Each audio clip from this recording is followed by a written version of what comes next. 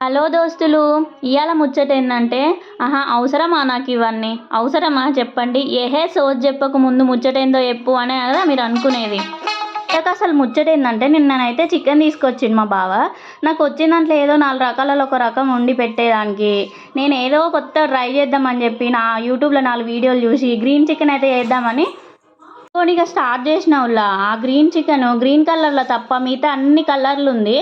ఏందో మొత్తం వాళ్ళు చెప్పినట్టే వేసిన, కానీ ఏడ మిస్టేక్ అయిందో తెలియదు.